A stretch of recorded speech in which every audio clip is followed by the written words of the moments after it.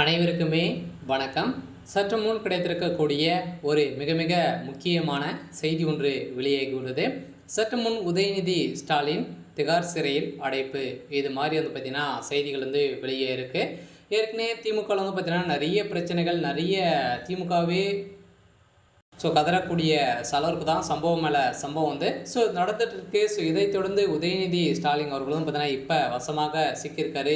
இதைத் தொடர்ந்து தான் பார்த்தீங்கன்னா உதயநிதிக்கு திகார் சிறை பார்த்திங்கன்னா ரெடியாக இருக்குது அப்படின்ற மாதிரி தான் அஃபீஷியலாகவே திமுகவுடைய கூட்டணியில் இருக்கக்கூடிய வேல்முருகன் அவர்களும் பார்த்திங்கன்னா இப்போ ஒரு அறிவிப்பு கொடுத்துருக்காரு. இதன் அடிப்படையில் தான் திமுகவில் பெரும் பரபரப்பை ஏற்படுத்தியிருக்கு. இதை பற்றி இந்த வீடியோவில் நம்ம முழுமையாக பார்க்கலாம். அதுக்கு முன்னாடி நம்ம சேனலுக்கு இப்போ தான் நீங்கள் முதல் முறையாக வந்திருக்கீங்க அப்படின்னா மறக்காமல் நம்மளுடைய சேனலை சப்ஸ்கிரைப் பண்ணி சப்போர்ட் பண்ணுங்கள்.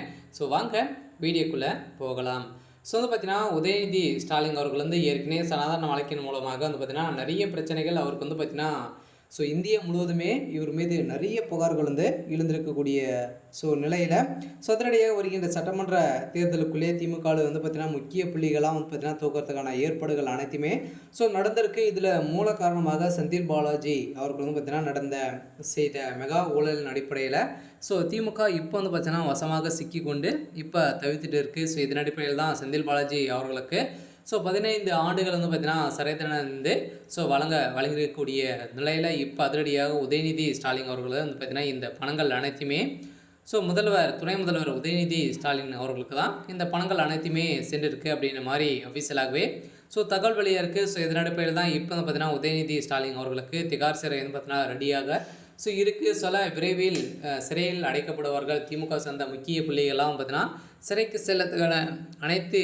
ஏற்பாடுகளுமே நடந்திருக்கு அப்படின்ற மாதிரி தான் இப்போ சொல்லியிருக்காங்க. பார்த்தீங்கன்னா கட்டாயமாக உதயநிதி ஸ்டாலின் அவர்களுக்கு திகார் சிறை ரெடியாக இருக்க மீண்டும் இந்த சனாதன வழக்கின் மூலமாக சர்ச்சை பேச்சு பார்த்தீங்கன்னா இப்போ மீண்டும் வெடித்திருக்கு. மீண்டும் சிறைக்கு செல்லத்துக்கான அனைத்து விதமான முன்னேற்பாடுகளுமே நடந்துடுச்சு. உதயநிதிக்கு ஒரு மிகப்பெரிய கேள்விக்குறியாகவே மாறி இருக்கு.